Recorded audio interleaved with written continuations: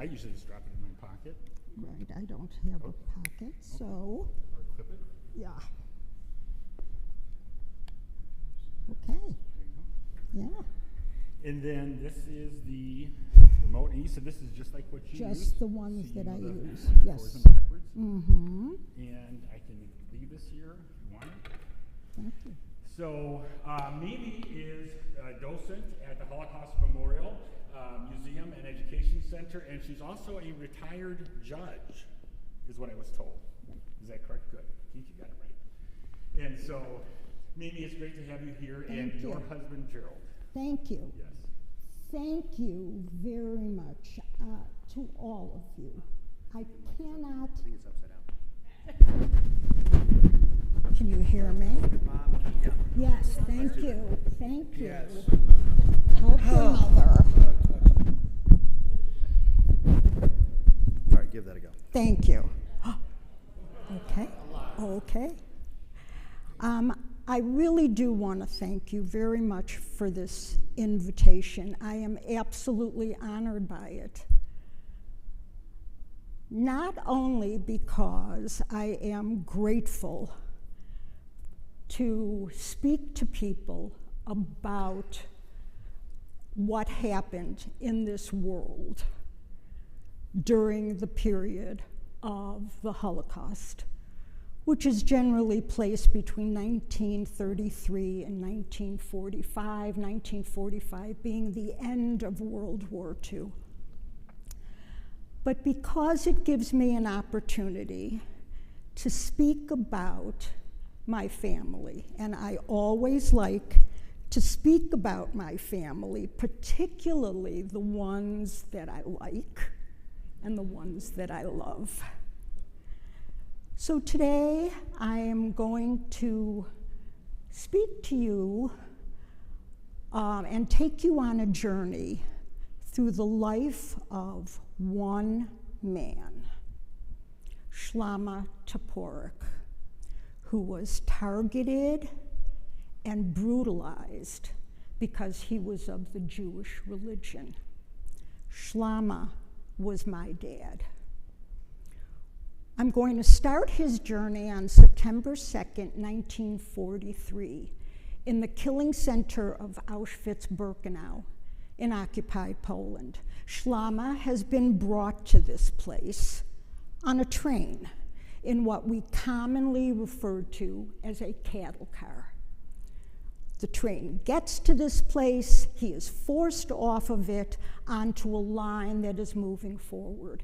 And when he gets to the head of the line, he is standing in front of a German officer who asks him his name, Shlomo Toporek.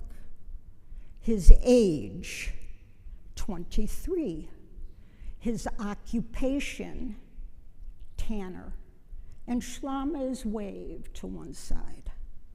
Somewhere behind him is his younger brother by 4 years, Herschel. And when Herschel is finished answering questions, he's waved to the same side as Shlomo. But there were other brothers and sisters and mothers and fathers who were waved to an opposite side. And those human beings, each one of them, was then forced to the gas chambers where they were murdered. Shlomo considered himself lucky. He had survived this and maybe could live a little bit longer. And he had hope. He knew he could work. And after all, how much longer could this go on? Soon after, he's processed. And by that I mean all the hairs on his body were shaved off. He's given a pair of badly fitting, lightweight striped pants, a short, lightweight striped jacket, a striped cap, clogs for his feet, and on his left forearm, the number 145182 was tattooed, and he's told, this is who you are. You are 145182. This is what we will call you, and it is to this number that you will answer us. But Shlomo had a name, and he had that name pretty much from the time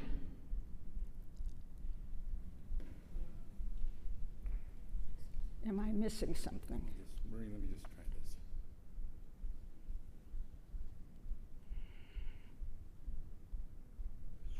Marie, can you advance it? Okay. Marie, you may Thank need to be you. the one to advance. Pretty much from the time he was born in the town of Lask in western Poland. When he was born, he had some grandparents. He had a mother, Esther, a father, Moshe. There were 2 sisters in the family, Bluma, the youngest child, and Dora. And there were 6 Toporic brothers. This is Ephraim, Lazer, Yussel, Leib. This is Shlomo. This is Herschel. The family had lived in Poland for hundreds of years, and for several generations had owned and operated in Lask a tannery. And as some of you may know, a tannery is a factory where the skins of animals are chemically processed to make leather. They then sold the leather to others who made the shoes and the belts and so on. There were other tanneries in Lask. The Toporic tannery was a small one, and it was necessary that all of the brothers work in the tannery to help their father. Shlomo started working in the tannery when he was about 10, so you ask yourself, what does a 10-year-old do in this kind of a place? Well, he started by dragging the skins of the animals and then carrying them on his shoulders from one place to another, learning the tanning process along the way. He considered himself lucky. There were people that loved him. There were people that he loved. He was, by his basic nature, a physical laborer. He was just a really hard-working man. He liked his work. He assumed that he was going to be one of the next generation of Toporic tanners. After all, how bad can life get? Well, life got unbelievably, horrifically bad. September 1, 1939. Nazi Germany invades Poland, and that is generally considered the beginning of World War II. September 7, Nazi troops march into the town of Lask, take control of the town and all of the surrounding areas, and the lives of the people of the Jewish religion living in and around Lask were changed forever. Their businesses were taken away.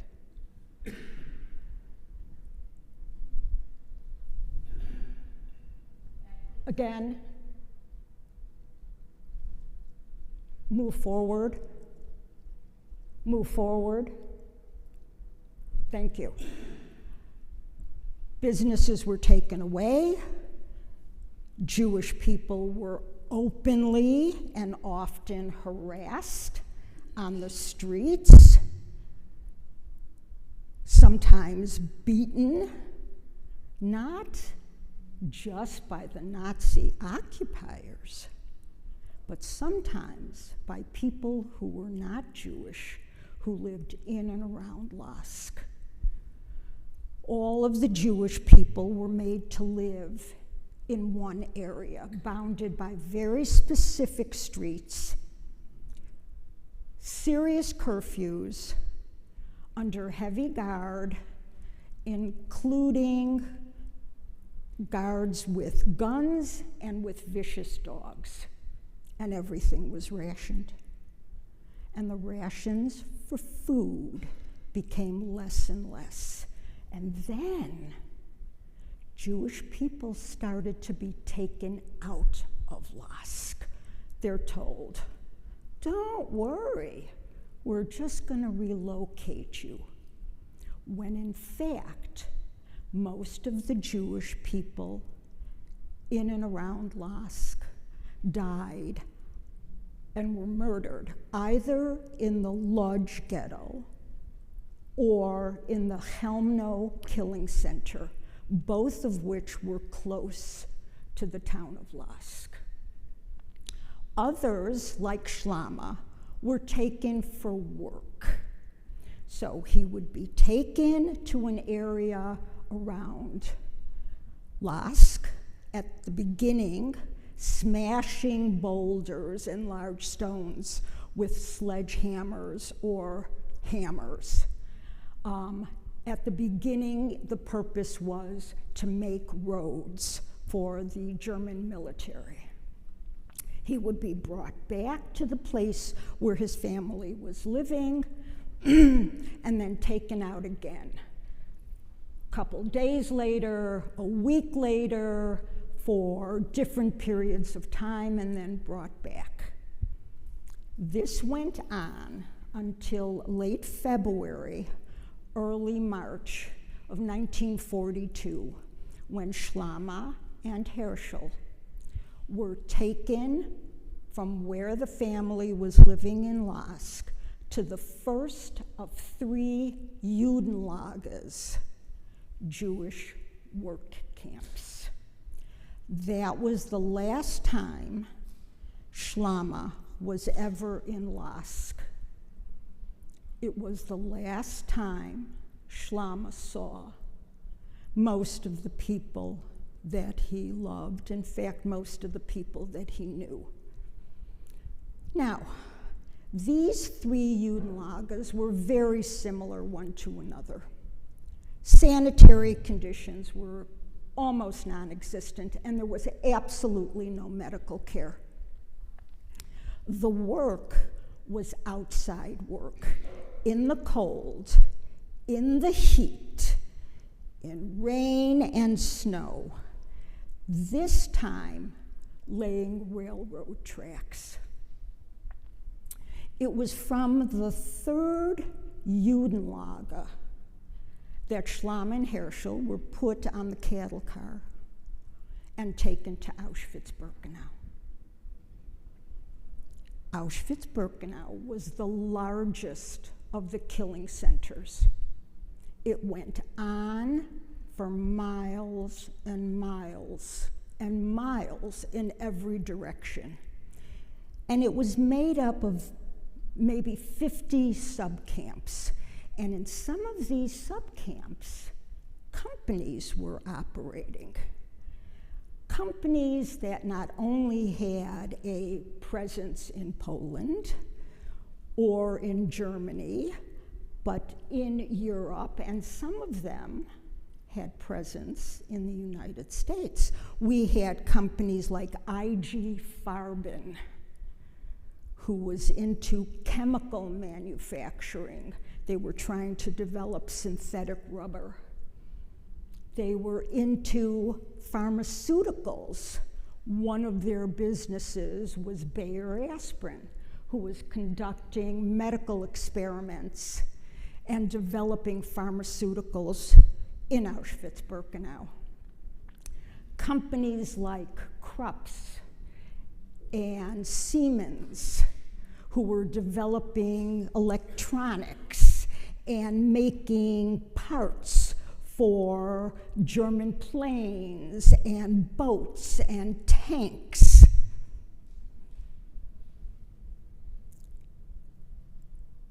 In one of these subcamps, there was a coal mine, Yvozhno. There were other coal mines in other subcamps. This is a barrack, one of the barracks that was in Yvozhno, and all around the subcamp was an electrified fence. The coal mine was being operated by a large German company, but because of the tremendous amount of manufacturing that was going on in this place, this huge place, they needed more and more power. So not only did the coal mine have to be enlarged, but it had to operate, as did the others, 24 hours a day, 7 days a week. The company employed non-Jewish coal miners who lived outside of Auschwitz-Birkenau complex. It needed so many more workers that it used prisoners. So Schlama and Herschel are forced to be coal miners in Yvozhno. The coal mine. All of the workers had to stand in cold water, sometimes up to their ankles, when they worked. And the coal dust was everywhere and got on everything and went into Schlama's lungs with every breath he took. The employed coal miners got equipment for this, especially boots. The prisoners got nothing. Schlama thought he was lucky.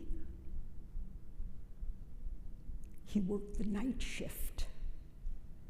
That meant that there were fewer guards. Now, the guards that were there were as brutal as any of the guards any place else in this complex. But with fewer guards, there was always the possibility of one less beating, one less hit in the head with the butt of a rifle. And once in a while, one of the employed coal miners left a little bit of the meal that he had eaten during his shift. And once in a while, Schlama got a few scraps from this leftover food. And the work was inside work. So it didn't matter if it was freezing cold or blazing hot, raining or snowing outside. And Schlama had hope. He knew he could work.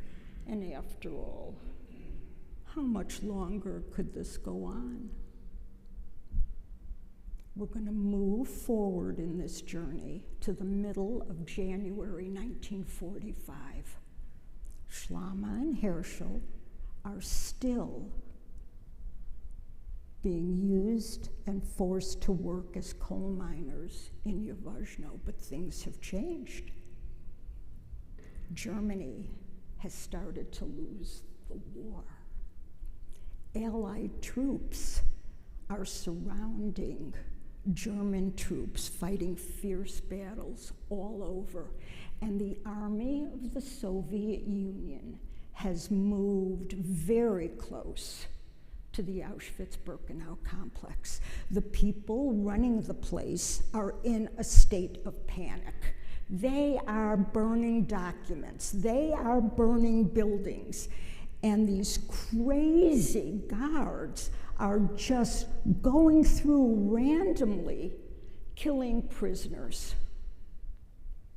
And then a decision was made that prisoners who could walk would be forced to leave Auschwitz-Birkenau and walked toward Germany.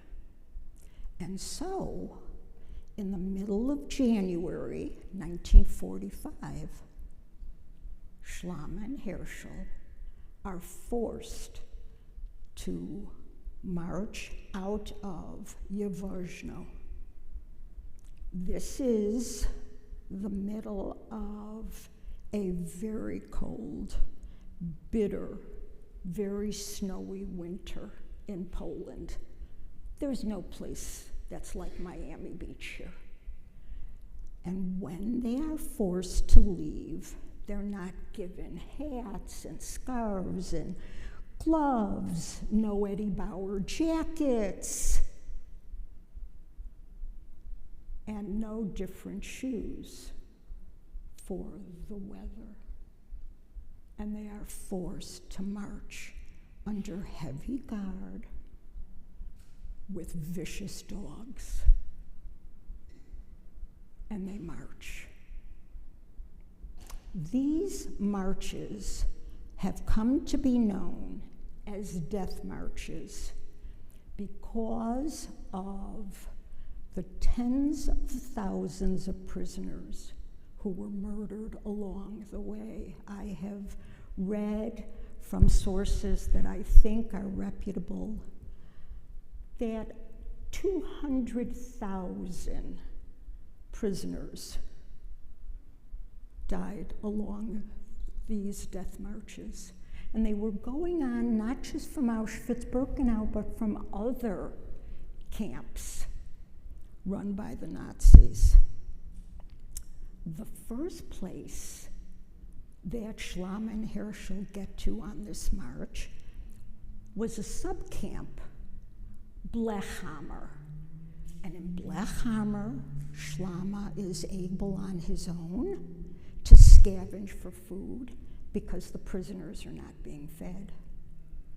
And he is able on his own to be alert to these vicious guards. There was no rule or law against any of these guards murdering any of these prisoners just because they felt like it. From Blechhammer, Schlama and Herschel are forced to continue the death march forward until they get to a large concentration camp called Gross Rosen. And in Gross Rosen, Schlama is registered. This is a copy of his registration card. You can see he's identified as a Jew with his name, his occupation, date of birth. And in the upper corner, you see a number 128630. It looks like a bait stamp.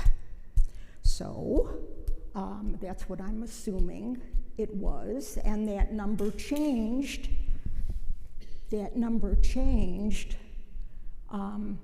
With every subsequent person who was registered. And he is made, if you look at the bottom, he is made to sign this card. Schlama thought he was lucky. He was alive. And in Gross Rosen, he was able on his own to scavenge for food. Nobody's feeding these prisoners.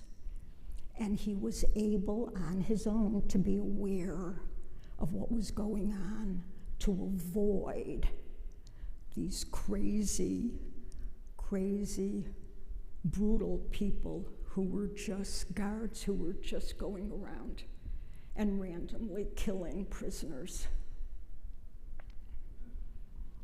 From Gross-Rosen, Schlamm and Herschel are forced once again to continue the death march. This time a combination of walking, and once in a while they would be put on an open coal car until they got to a large concentration camp located in Germany, Buchenwald. And in Buchenwald, Schlamm is again registered. His name is underlined, and right underneath him is Herschel's name. And he is registered under the number that he was given in Gross-Rosen, but things are different in Buchenwald. Schlamm is weak. Nobody has been with any regularity feeding these prisoners. And his feet have gotten very cold. And with each passing minute, hour, they get colder and colder until he can't put pressure on his feet without them being excruciatingly painful. So he allows Herschel and another Jewish prisoner to take him, with him leaning on their shoulders, to what is marked as a medical barrack. There's no medicine. Maybe there was a doctor, maybe there wasn't a doctor, but he's given a cot. And while he is there, Herschel is forced to go to a subcamp of Buchenwald, and Schlamm is put on another cattle car. The destination of this car, which was one of between 40 and 50 train cars in a long train, the destination was the Dachau concentration camp in Germany. And the train gets there on April 28. Schlamm can't get off the train. He has no energy. His feet won't carry him. But others on the train were able. And they pull him, because he was still alive, off of the train and drag him through the rail yard to a barrack where he is dropped on the gravel floor.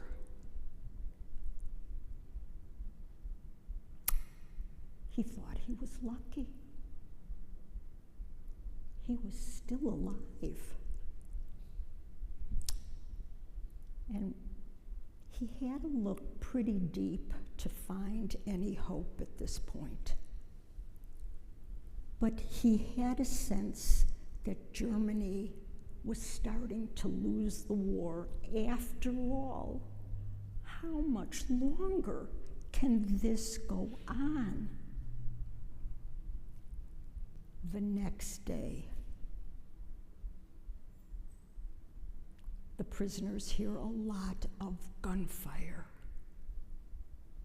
They assumed that the Nazis and their collaborators were going through all the barracks, killing anyone who was still alive. When that didn't happen, those that could went to see what's going on, and they reported.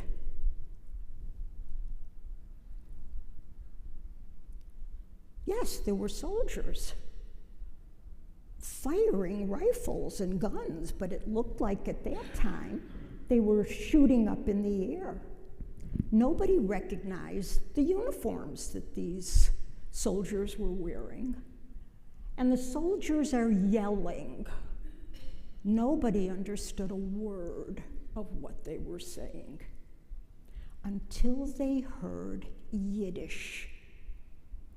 Yiddish is a language hundreds of years old, sort of a combination of different languages, and it was spoken mostly by people of the Jewish religion, mostly in Central and Eastern Europe. It was the language that my dad spoke at home with family, in the Jewish community that he was part of.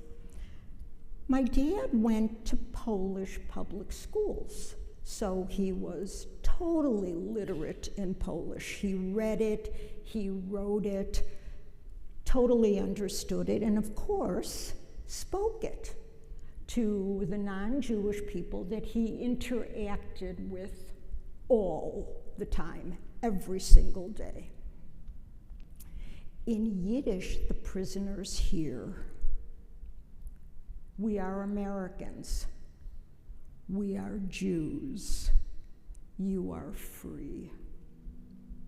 On April 29, several units of American army liberated the Dachau concentration camp and saved my dad's life.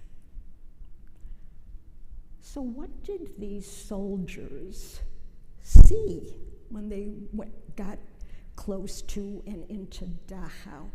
I had the privilege of speaking to a man who was born and raised in Highland Park, who, the minute he graduated high school, 17 years old, was drafted into the American Army.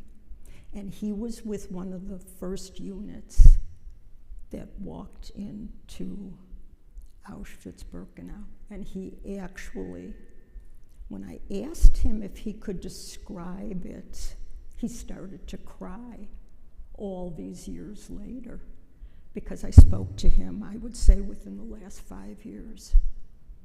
He cried, and his wife said that every time he starts to talk about what he, as a free American, found, he cried. They found, if you could move it,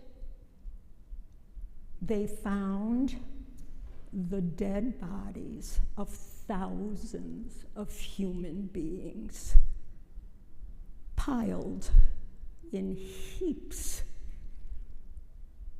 in all the open spaces of this place. The smell was almost unbearable. They found these dead bodies not only in the open spaces, but piled up against the outside of all the barracks. And dead bodies were all in the barracks itself. Can you move it forward? They found a train that had arrived the day before from Buchenwald. This was the train that my dad was on. And as you can see, there were still the bodies of those prisoners who had not survived. Could you move it forward, please? And they found survivors. I cannot tell you that my dad looked like any of these 5 men. He said he weighed closer to 70 pounds than 75 pounds. But he considered himself lucky. First, he had survived, and secondly, while he was horrifically malnourished, he did not have a disease like dysentery or typhus.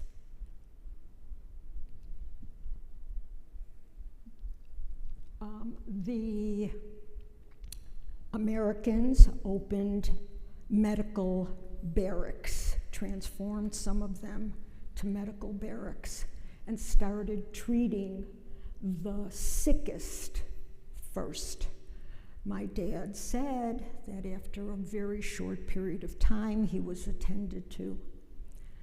The Americans built a larger medical facility at Dachau, where my dad stayed till the middle of June 1945, when he decided he needed to see if anyone he knew, anyone he loved, had survived this.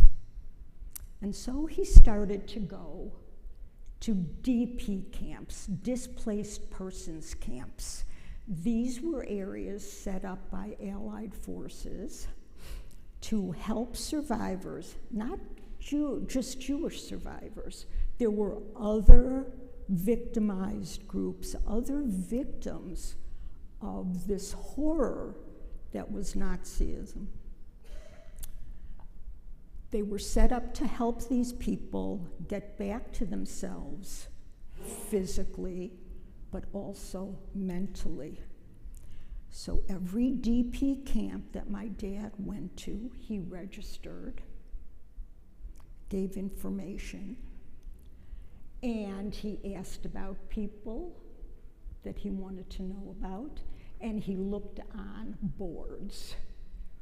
There were boards all over that people took pieces of paper and wrote whatever they wanted to. My dad wrote his name, his basic information, and the date. And he looked to see who might have survived, who might have come by here, where were they going. Along the way, he met a beautiful young survivor who was alone now, Rachel Schumann. And they married. And they settled in the DP camp of Kreuzen in Germany. It's on the map. That white area right in the middle of the map is the city of Bayreuth. Kreuzen is below that, very close to Bayreuth. It was an American-run displaced persons camp. And while living in the camp, I said they married. While living in the camp, if you could advance, this is what Schlama discovered. The grandparents that were alive had been murdered. His mother, his father, murdered. His two sisters, Bluma and Dora, murdered. Dora, the older one, had been married and divorced at the time the war began, and she was living in Last. She had moved back there to be with family, and she had her 6 or 7-year-old son, Nathan, with her. He was murdered with her in Helmno. Miraculously, 5 of the 6 Toporek brothers survived. The one that died is the second one from the right, Laser. He was the second oldest. The 2 oldest ran away to the Soviet Union when the Nazis walked into Poland. Conditions in the Soviet Union were dire. There was huge starvation, disease, not enough medicine at all. he, according to the oldest brother who went with him, he starved to death. The rest of them, including Herschel, survived.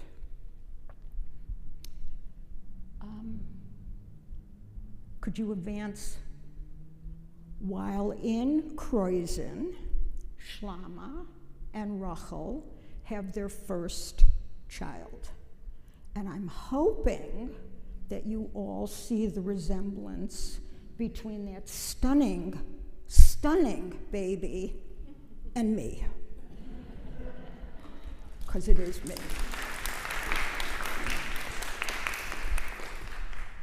Now, they did not want to stay in Europe, so they started making application to come to the United States. And so on December 30, 1949, the three of us boarded, if you could advance, yes, the U.S. troop transport ship, the General Heinzelman, and several weeks later landed in the United States, where my parents and I settled in Newark, New Jersey. My dad got work right away in factory, and while living in Newark, that's what my dad did. He worked at least one factory job, sometimes two factory jobs at the same time. He thought he was lucky. There were people that loved him, and there were people that he loved. He was alive. He had withstood and lived through unspeakable brutality. And he was in a place where he believed he would never have to be afraid to be Jewish. Several of the brothers had come to Chicago, called my parents and said, "Come to Chicago. The economy is good. You'll, especially in the building trades, you will learn to be a carpenter." My dad was a physical laborer. You'll learn to be a carpenter. You'll always have work. So the four of us, my sister being born while we were in Newark, came to Chicago. My dad got work right away. He learned to be a carpenter. He was a fabulous carpenter, and that, in fact, was his life's work. If you'll advance. While in Chicago, my dad, my mother, and I became U.S. citizens. This is the front of my dad's citizenship papers. What a handsome guy, look at him. He's identified on this document, including the tattoo on his left forearm. But you can see that on this paper, which is, those of you who may know, citizenship is an act that is done through the federal court system, and it is a formal proceeding. You see, his name is Sam, and I've been talking about my dad, Schlama. Well, when my parents came to the United States, they said, "We're going to be Americans." My dad, Schlama, said, "I will be Sam." My mother, Rachel, said she would be Renee, and they both decided that me, Mirla, would be Mimi, because that's so much more of an American name than Mirla. And so you see, if you'll forward,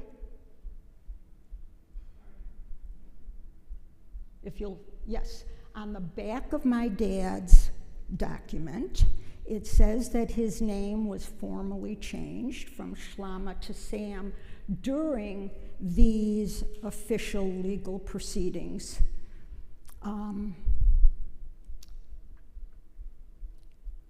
Forward.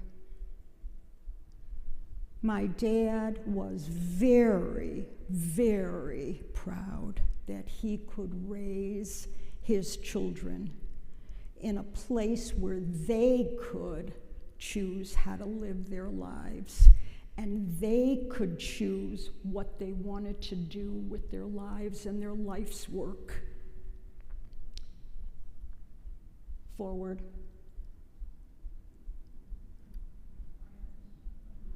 He was thrilled when he became a grandfather. I have 2 sons, my sister has 3 children, and he was over the moon, forward, when he became a great-grandfather.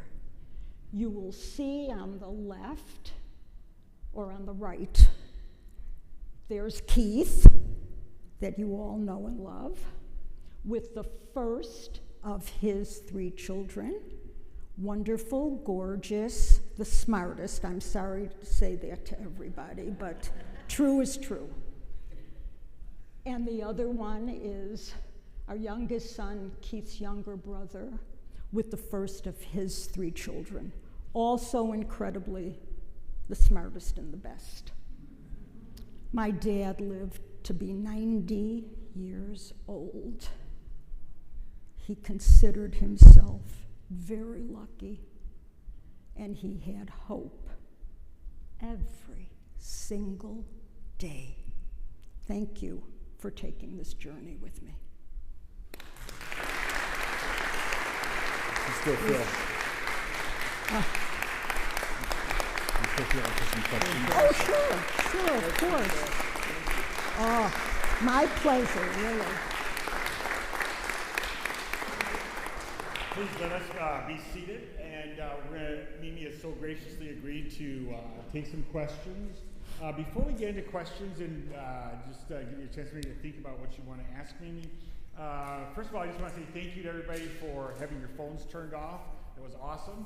You didn't hear a single phone, I don't think, the whole time. That was great. And Mimi, could you tell us a little bit about the center and when it will reopen?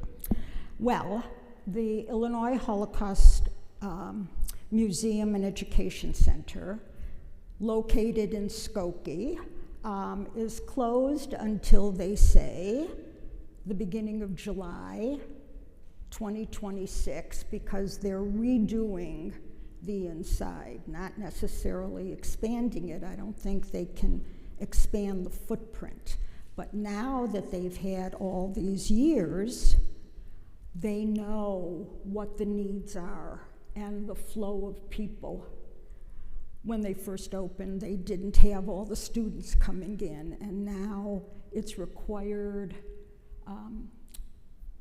education, it's a required unit, Holocaust and genocide. And so our biggest trade is doing tours for all age groups. One of our docents is here with his wife, so all of us remain active to keep the docent community together and to continue to learn. So that's why it's closed. It is currently located at 350 North State Street in the old Broadcast News Museum building. It is a shrunken version of the regular exhibit that we have at the museum, but you can take a tour and learn on your own, and you will learn just about as much as if you had a larger exhibit. And I think they're offering docent-led exhibits also at the museum downtown, so at particular times. Does anybody have any questions? I wanted to add a comment. Probably, it's been a little while, 7 years ago maybe, I met a couple at the Sheridan who were residents of the senior center, and they were both survivors of the Holocaust.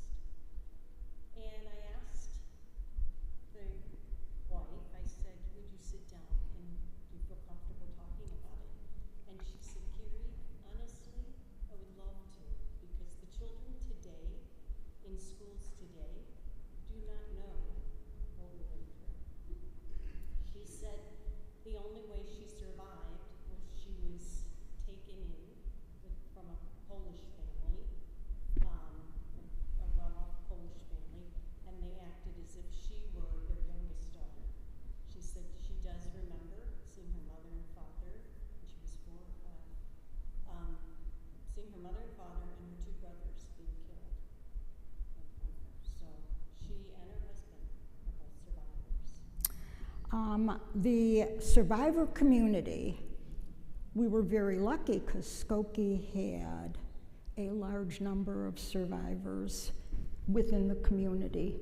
And it was really survivors who started the museum because they thought that it was necessary to get this education out. The survivor community was reluctant to speak about what happened to them.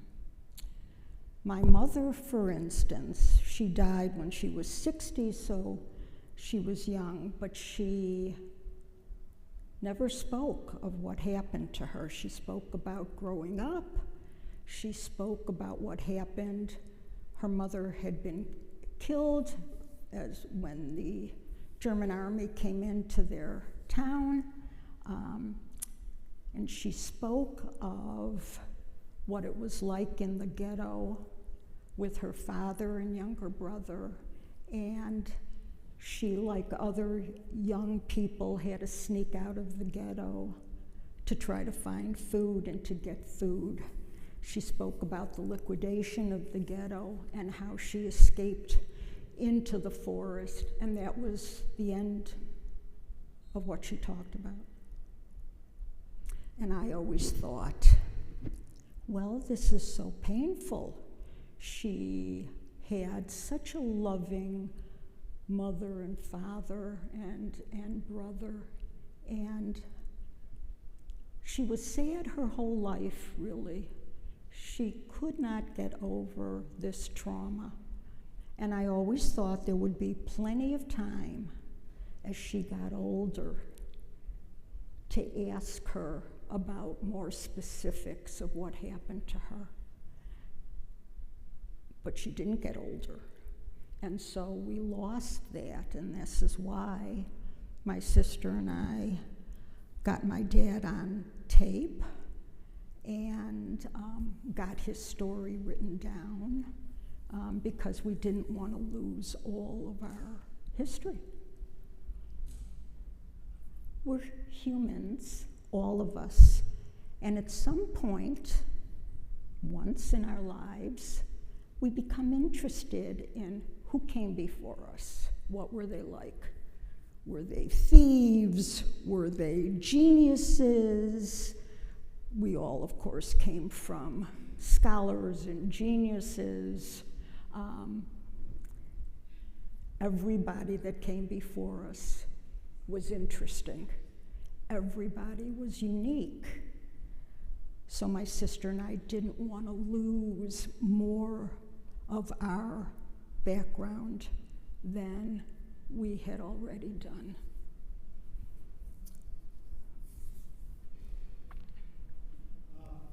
When you hear in today's climate, people referred to as Nazis or Gestapo, how does that make you feel? You know what? It's a silliness. Everything has gotten so out of hand. They're being called these by people who didn't live through. Remember, the war ended 80 years ago. So people that are still alive today who knew of this were very, very young. and there aren't that many of them anymore in the world. So they don't know. They're grasping at the words that designate devil and horror, and they were. But this was cruelty. This was cruelty that was planned, and that people came willingly to be the guards, to be the Einsatzgruppen members. They relished this. This is the dark side of humanity that none of us should ever have to deal with, but it existed then.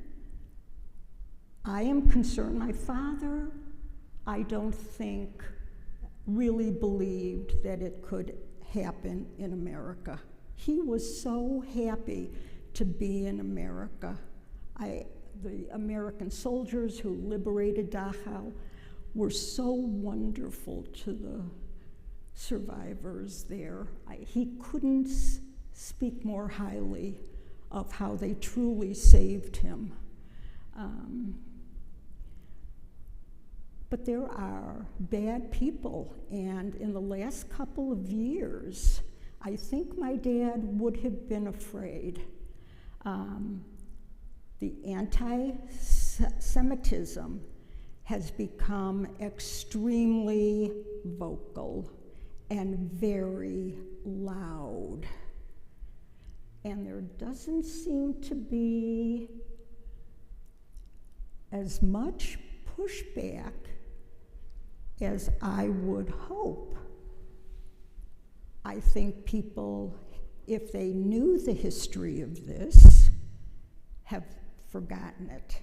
And I'm concerned that people don't know the history of this. This is why when the museum began its Speakers Bureau, it was a wonderful thing, because human beings like you, like me, came to speak to kids and grown-ups about the reality of what had happened. It is mind-blowing. People, I don't know if they can even imagine this brutality. Illinois requires this as a unit, and I'm glad, so we get thousands of students who come in, many of who've never met a person of the Jewish religion, or have heard these stories. Interestingly enough, kids have always come up to docents and said, oh, my grandfather was in the army, or my great uncle or something, but they never talked about it, because as much as survivors didn't want to talk about it, it was extremely painful. And the other reason that survivors have given for not speaking about it was because they didn't want to traumatize their children.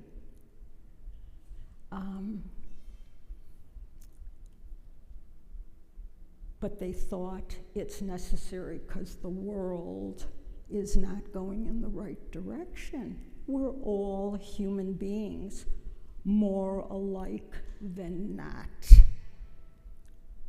We cannot lose our moral compass. We just can't. Humanity will not survive it.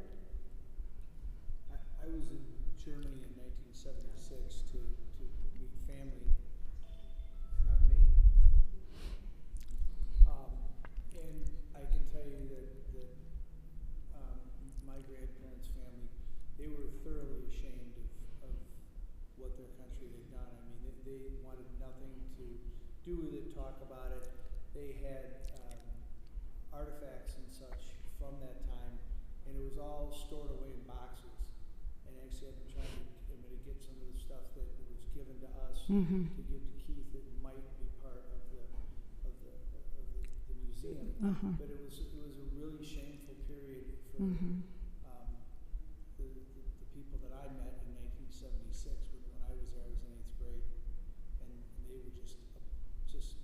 they didn't want to talk about it. They were just so ashamed of what their country had done. I'm glad. I'm sorry that anybody had to live through war or the brutalities of war, but They wanted nothing to do with you know, the Nazis, with Hitler. Right. They didn't want to talk about it. They didn't want anything. yeah. It was really a dark period for them too. Yeah, that was a different thing. The kids that we had an aunt who was a Hitler youth child. And she just grew up in a different time. She just didn't. She thought what she was taught was right. It was like being a private, being a Cub Scout. She didn't know any better. Even though she was here, she was brought up differently. Yeah. And it was hard for us to process how she could think the things that she thought. But they were indoctrinated. That's right. So And we did not live through it, so we didn't have the pressures on us from neighbors and from government and those kinds of things. But I think for those people who got it eventually, good for them. yeah. Because maybe then the moral code that they gave to their children and grandchildren will be different than what they were fed. The hate, the energy that it takes to hate and to carry out this kind of brutality against your neighbor, against your lifelong friend. The means for getting people to turn on their neighbors and their coworkers was unbelievable. And people fell by the way. Years ago, Aunt Erna told me to come to her house. She died the week before, 2 weeks before she turned 100. And she said to me, Carrie, there's something I want you to have and I want you to keep. Put away, and you're going to decide what to do with it. And I thought, oh, great. And Dan knows about it, and I've kept it in the safe for many, many years, but probably about, I want to say, 15 years ago, it's been a while. It's been maybe 10 years ago, I went with two of these books. We have 4. I went to the Holocaust Museum, and there was a gentleman there that was volunteering. And he said, I said, I'm here to ask the director what she would do with these books. These are original photographs from Hitler. They're his personal photo albums that Aunt Erna had given us, given me. She said, Carrie, it's your responsibility to do what you think is right with these photo albums. And when our daughter was in middle school, they were doing a unit with one of the teachers, and I had told him about these books. And he said, could I meet you in the office? Could you bring one of the books? And I'll meet you in the office. And he stood there and he said, do you realize what you have? You have a part of history. And I said, yeah, but he was a horrible person. He was horrible. What do I do with these? So I had gone to the Holocaust Museum. There was a gentleman, an older gentleman, that was there. And he told me the director had just left. And he said, can I see what you have? And I said, sure. I opened the bag and tears started coming out his eyes. And he said, do you realize what you have? He said, you have to make me a solemn promise that you will come back with these books. Do you even realize what you have? These are originals. And I said, all I know is Aunt Erna said, I'm leaving them with you. And you're going to say, you were going to be my final one to decide what to do. And I've got them ever since. I've got them in my safe. And they're original black and whites. They're Hitler's photos. They were books, but not pictures in them. They're photographs. So I'm going to get them to you. I'm going to get them to Keith. Mimi, I know we've got at least 2 more questions. Okay. Sorry. No, I just want to say this has really been remarkable. Another thing too is there is hope, and I just much like the Black Road to Reading, the pastor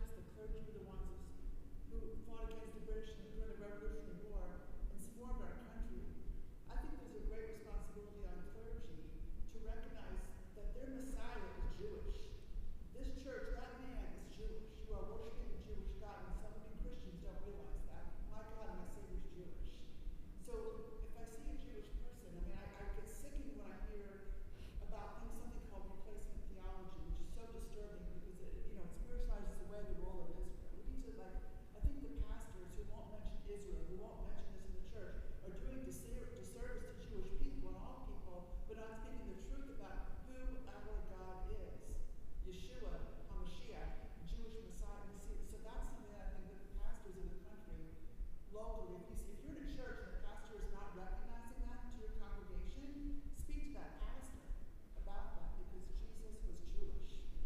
And we thank the Jewish people for bringing us, I mean, it's not your belief who is our Messiah. Mhm. That's, to me, is extremely important to help in the war against anti-Semitism. Well, I wish more people would think that way, because anti-Semitism truly, has anyone here turned on TV or gone on the internet or listened to a radio, any kind of news, and not heard of an anti-Semitic act that occurred here or there, or a murder against Jewish people? This is rising, and because of the media, we all hear about it. We should all be afraid. A famous Lutheran pastor, Martin Niemöller, his statement is displayed at the museum. First, they came for the trade unionists. I was not a trade unionist, so I did not speak out. Then they came for the communists. I was not a communist, so I did not speak out. Then they came for the socialists. I was not a socialist, so I did not speak out. Then they came for the Jews, and I was not a Jew, so I did not speak out. And then they came for me, and there was no one left to speak out for me. And he, in fact, was an early supporter and had anti-Semitic feelings. He was an early supporter of Hitler, but then again, Hitler had promised that the churches would be free and the clergy would be allowed to do what they wanted, and then, of course, he did a 180. And Niemöller started to speak out, and he was from 1937 till 1945 in various concentration camps, including Dachau, because he spoke out. And after the war, he spoke of his disappointment, not only in himself, but for the people of Germany. He was a nationalist. He loved Germany. And he said how sad he was for it, that the people did not do anything about it, and they knew about it. So. Somebody, Dan, did you have your hand up?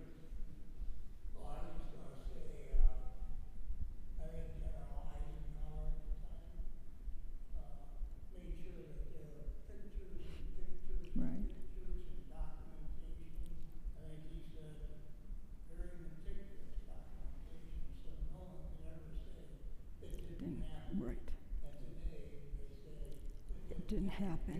Right. so that's just the thing. Right. In fact, he ordered a large part of one of his armies to go through. He marched them through there, so they had this. Mm-hmm. Anybody see the Band of Brothers? There was a series on TV a number of years ago. One of those units was the unit, and they showed it on TV. It was part of the end of the series, where those soldiers were some of the first ones to come into Dachau to liberate it. Did I mention that I spoke to a man from Highland Park? Right. So he said they had no idea.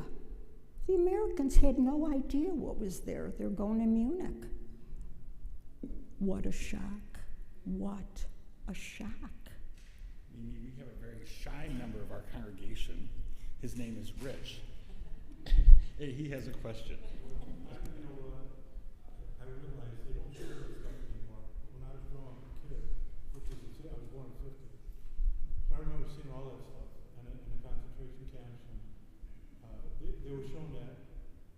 And I try to tell people that in the 60s, you know, the hippies started and all this stuff.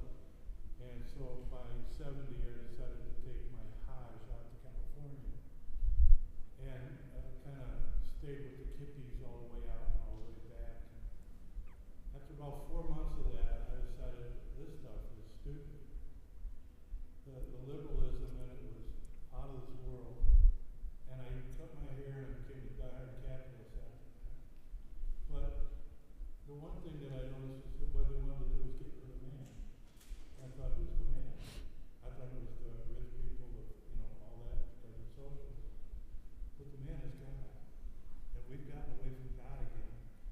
And I think a lot of it is they don't want to show this stuff anymore because they don't want people to see it because they're starting all over again. I see it starting all over again. And it scares me. Well, And it's just a constant barrage all the time. And sometimes it gets through you, but I just, God set you apart for a reason. And I love the fact that, if you weren't so stubborn, we wouldn't have what we have today as a Christian. Because we would have been a long time ago wrong. And I think they said one of the perpetrators that went through the Nuremberg trials and went to hanging, as he was on the way up, he said, Amy, he knew from the book of Esther, it's not going to happen. God's still protecting. But where are we as a nation? What have we done in the last 50 years? I think it's really sad. And so I appreciate it. I'm so glad we came here tonight. thank you. Thank you so much. Thank you. Thank you.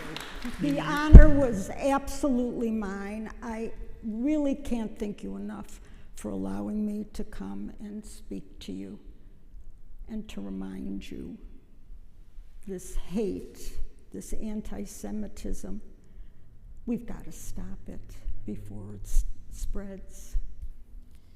Mimi, if it's all right with you, we're going to close with a blessing that we close every worship service here with.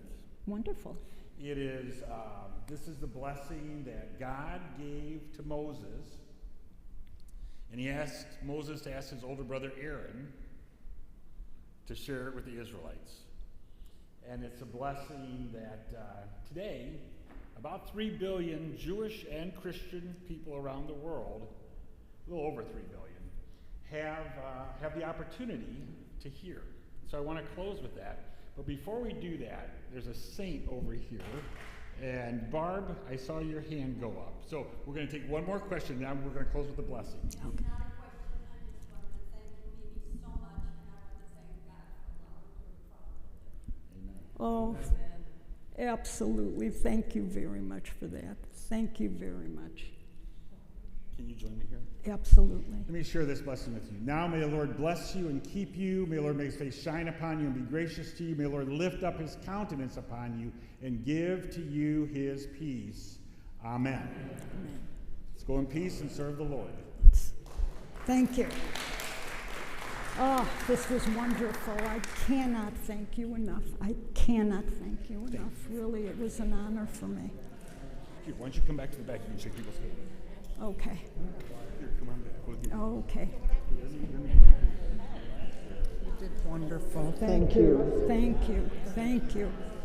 It's wonderful. Thank you. And everybody shake your hand. Okay.